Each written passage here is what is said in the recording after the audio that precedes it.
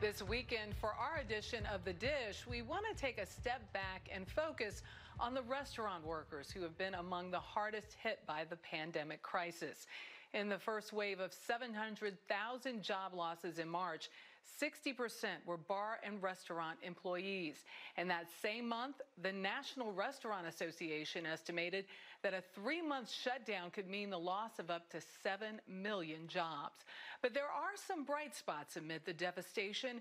Creative ways and creative chefs and owners are keeping their workers on the payroll while benefiting our communities.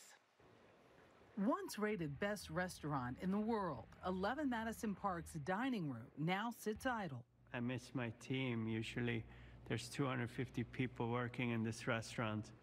COVID-19 has moved the action into the kitchen, where just a handful of Chef Daniel Hume's employees prepare meals that won't cost diners a dime. So essentially, you've turned this Michelin star restaurant into a soup kitchen. A community kitchen. You know, if for like $1 million, we can produce 200,000 meals and create 100 jobs. His former sous chef, Mac Josiak, helped him do it.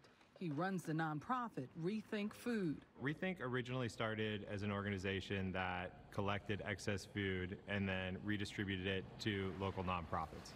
With an assist from American Express, 11 Madison Park expanded that reach. Some 30 other eateries will be turned into distribution centers. We were feeding about 2,000 to 3,000 people every day before Corona, and now we're feeding anywhere between 5,000 and 7,000 people a day. And at the end of this month, we hope to be feeding over 10,000 people a day. Nationwide, the industry has laid off more than 3 million workers. Up to $100 billion in revenue could be lost by the end of this month. Across the country, some have found ways to feed that need. Emeralds in New Orleans, Nightbird in San Francisco, Lucille's in Houston. Not simply by lifting spirits on social media, but by keeping payroll afloat. Lessons Chef Chris Williams learned from Hurricane Harvey. Our biggest concern is providing a space for our staff to be able to continue to provide for their families. We had to take profitability completely out of the equation. Williams discounted prices by 30% and dedicated proceeds from his food and bottled ready-to-go cocktails to his team. All right. His new curbside pickup and delivery model allowed for 75% of his workers to remain on the job. As opposed to utilizing all these apps, which we do use some of them, we wanted to drive our clientele to utilize to allow us to deliver for them. We know what the cost of doing business is: lights, rent, gas, goods, and then the people that it takes to make all that stuff, bring it all together. What surprised you? We figured the best that we would do would be $3,000 a week. Gratefully enough, we've been able to do more like 8 times that. I think we have the most beautiful curbside pickup in the whole state. In Lexington, Kentucky, Chef Weta Michael always fed the city's hungry. Now she's established an emergency relief fund for its newly unemployed. While she laid off 161 of her 200 employees, she kept them on health insurance and provides 3 meals a week and gift cards from a local supermarket. There's a part of me that just wants to only help. It's hard to be in business right now, and there's so many people who are out of business. And I'm so grateful to be able to do it. In Harlem, Chef J.J. Johnson's field trip takes its name to heart, focusing on school children. They haven't had hot meals in 2 weeks. So I'm going to start feeding shelter a week, about 200 bowls, and partner with Harlem Grown. And I'm going to make sure that they at least get 1 hot meal this week. Johnson is also feeding hospital workers. That attitude has turned many spaces, like Brooklyn's Olmsted, into lifelines. It'll give us meals for the next few days until we can hopefully get some of those unemployment funds.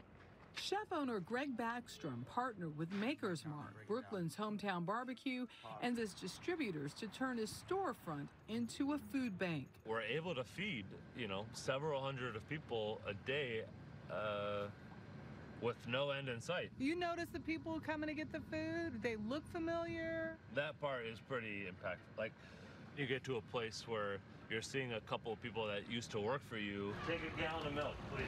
Thanks to a GoFundMe page and loyal customers, he's also raised $75,000 for his crew while raising his voice for neighborhood businesses who need more government assistance. I am using every freaking network that I can possibly have to have conversations with the former chef of the Obamas to the Tom Colicchios and use that platform to influence our legislators, to just help the people that are literally living around us. Helping each other, one side effect Chef Daniel Hume hopes will define the industry on the other side of this pandemic. Why do we only produce these meals today in such a crisis? Why haven't we produced meals for people in need much more frequent before? My hope is that we will learn from this, and I think hunger in this country can end.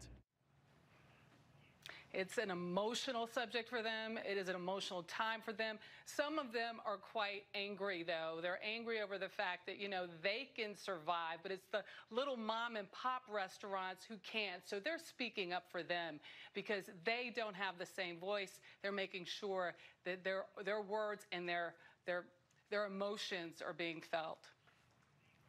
And obviously, Michelle, it's going on across the country at so many places. I think what Daniel Hume said there in the end, this idea that can we carry this forward? We have to keep helping each other. We've talked about it throughout the show. It's something that maybe we all can learn from.